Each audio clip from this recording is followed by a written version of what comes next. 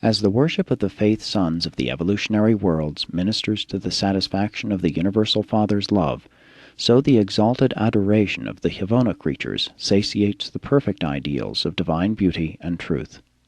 As mortal man strives to do the will of God, these beings of the central universe live to gratify the ideals of the Paradise Trinity. In their very nature they are the will of God. Man rejoices in the goodness of God.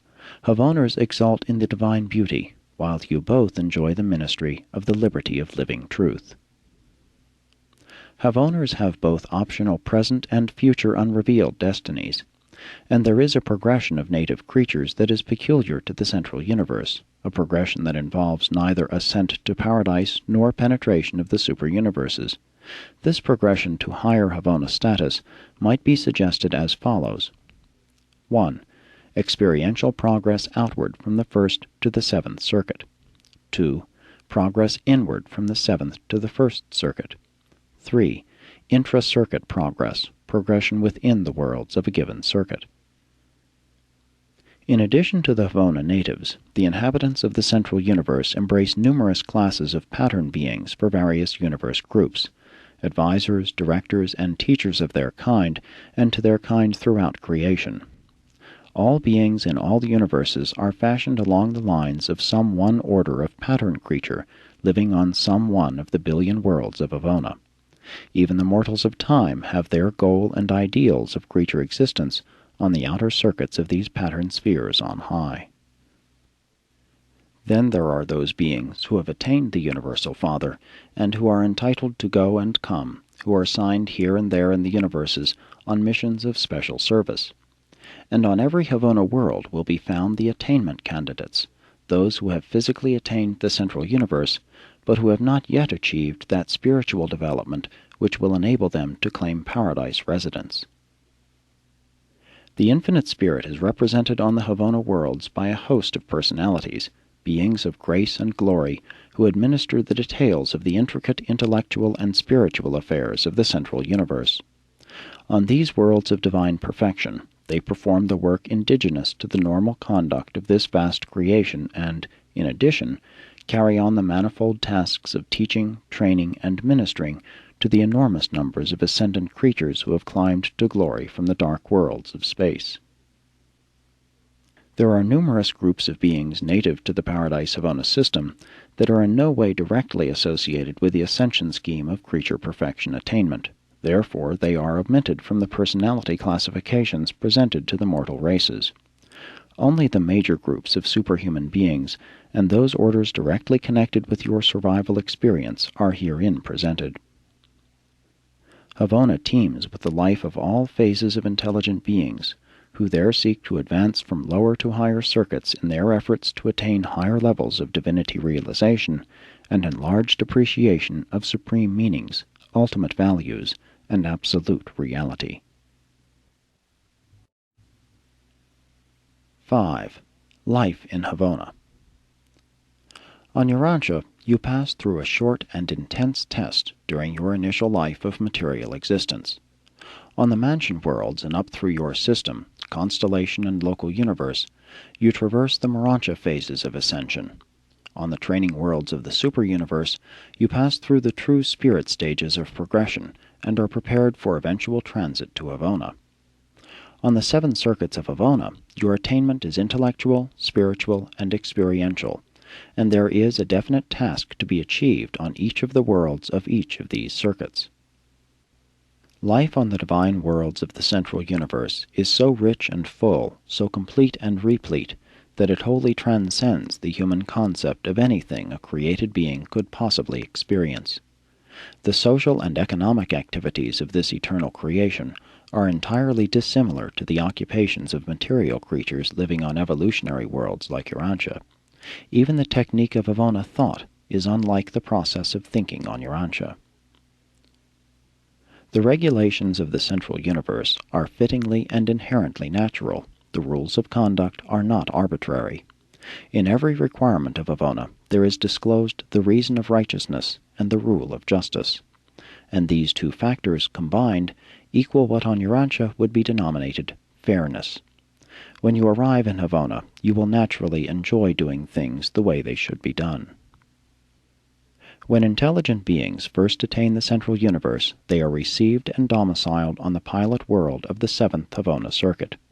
As the new arrivals progress spiritually, attain identity comprehension of their super-universe master spirit, they are transferred to the sixth circle. It is from these arrangements in the central universe that the circles of progress in the human mind have been designated. After ascenders have attained a realization of supremacy and are thereby prepared for the deity adventure, they are taken to the fifth circuit, and after attaining the infinite spirit, they are transferred to the fourth. Following the attainment of the eternal Son, they are removed to the third, and when they have recognized the Universal Father, they go to sojourn on the second circuit of worlds, where they become more familiar with the paradise hosts. Arrival on the first circuit of Havona signifies the acceptance of the candidates of time into the service of paradise. Indefinitely, according to the length and nature of the creature ascension, they will tarry on the inner circuit of progressive spiritual attainment. From this inner circuit, the ascending pilgrims pass inward to paradise residence and admission to the core of the finality. During your sojourn in Havona as a pilgrim of ascent, you will be allowed to visit freely among the worlds of the circuit of your assignment. You will also be permitted to go back to the planets of those circuits you have previously traversed. And all this is possible to those who sojourn on the circuits of Havona without the necessity of being unsupernafirmed. The pilgrims of time are able to equip themselves to traverse achieved space, but must depend on the ordained technique to negotiate unachieved space.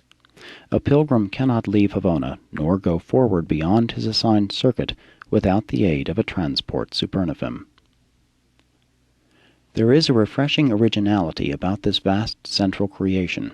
Aside from the physical organization of matter and the fundamental constitution of the basic orders of intelligent beings and other living things, there is nothing in common between the worlds of Havona. Every one of these planets is an original, unique, and exclusive creation. Each planet is a matchless, superb, and perfect production. And this diversity of individuality extends to all features of the physical, intellectual, and spiritual aspects of planetary existence. Each of these billion perfection spheres has been developed and embellished in accordance with the plans of the resident Eternal of Days, and this is just why no two of them are alike. Not until you traverse the last of the Havona circuits and visit the last of the Havona worlds will the tonic of adventure and the stimulus of curiosity disappear from your career. And then will the urge, the forward impulse of eternity, replace its forerunner, the adventure lure of time. Monotony is indicative of immaturity of the creative imagination and inactivity of intellectual coordination with the spiritual endowment. By the time an ascendant mortal begins the exploration of these heavenly worlds, he has already attained emotional, intellectual, and social, if not spiritual, maturity. Not only will you find undreamed-of changes confronting you as you advance from circuit to circuit in Havona, but your astonishment will be inexpressible as you progress from planet to planet within each circuit. Each of these billion study worlds is a veritable university of surprises. Continuing astonishment, unending wonder, is the experience of those who traverse these circuits and tour these gigantic spheres. Monotony is not a part of the Havona career. Love of adventure, curiosity, and dread of monotony, these traits inherent in evolving human nature, were not put there just to aggravate and annoy you during your short sojourn on earth, but rather to suggest to you that death is only the beginning of an endless career of adventure, an everlasting life of anticipation, an eternal voyage of discovery. Curiosity, the spirit of investigation, the urge of discovery, the drive of exploration, is a part of the inborn and divine endowment of evolutionary space creatures. These natural impulses were not given you merely to be frustrated and repressed. True, these ambitious urges must frequently be restrained during your short life on earth. Disappointment must often be experienced, but they are to be fully realized and gloriously gratified during the long ages to come. 6.